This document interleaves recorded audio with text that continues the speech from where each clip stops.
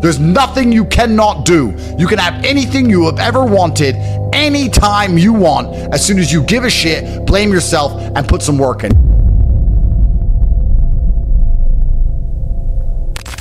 Your mind must be an absolute monarchy. I cannot remember the last time I won anything unless I was winning by force. You do not win. There's no easy ride to the end. You're only ever going to win by force. Your mind must be an absolute monarchy where your commands are instantly obeyed and you instantly comply with your own mind. If your mind says, I'm going to train today, your body must instantly comply with the overlord, the absolute monarch, which is your intention. Because it is intention which matters above all things. You know, people talk about motivation all the time, and I'm tired of getting asked this fucking question. Let me explain something to you about motivation. If you felt like doing something and you didn't do it, you were never motivated. And if you didn't feel like doing something and you still did it, then you were motivated. How you feel has absolutely nothing to do with motivation. Motivation can be measured purely by the action in and of itself. Did you take action? Did you do what you were supposed to do? If so, you were motivated enough to do it. Even if you didn't want to do it, even if you hated the idea of doing it and was resentful about the fact you had to do it, that is motivation. The action itself. Because when you look at words like procrastination, they give big fancy titles for this. What procrastination is essentially is wanting and needing and knowing that you must do something and disobeying yourself.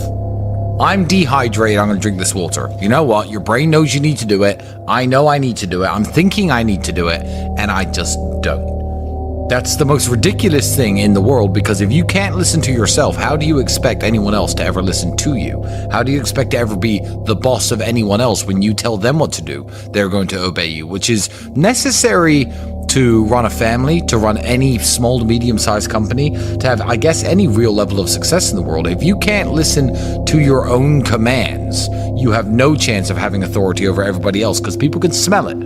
They can tell a dosser when they see one. And I think men at home today need to be absolute monarchs over their lives. And this is actually a fantastic way to measure your capability as a man and your ability to get people to believe in you and your leadership. Let's imagine this. You're an absolute monarch of your life. You say what you want to do, you say how you want it to be, you say how you're going to live, you get it done. If a woman decides to stick by you with your absolute instruction and command, then she believes in your leadership. You have shown and demonstrated enough capability, perspicacity, indefatigability for her to sit at home and think, I want to follow this man wherever he is leading me. If she leaves you because you are not bending or breaking to her will, because it is an absolute monarchy that you own, that she is living within, then you're going to find yourself very, very lonely. So a great way to measure your capability as a man is to wake up and say, this is the life I want to live, this is how I'm going to live it, this is what I'm going to do, and see who's sticking around beside you afterwards. See which women are still there for you when you make it very clear how you intend to live your life. So you can live with absolute monarchy and reign as a king, and you're going to find out a lot about your capability, not only from women, but from men too.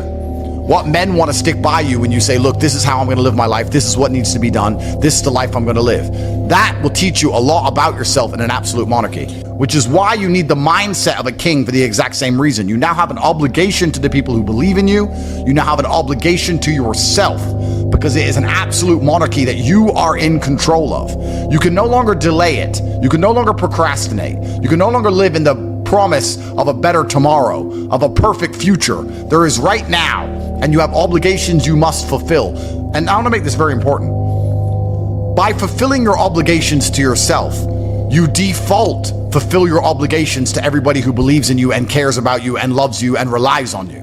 By fulfilling your obligations to yourself, you're not trying to get strong and get rich just to buy dumb shit. You're doing that because you owe it to yourself.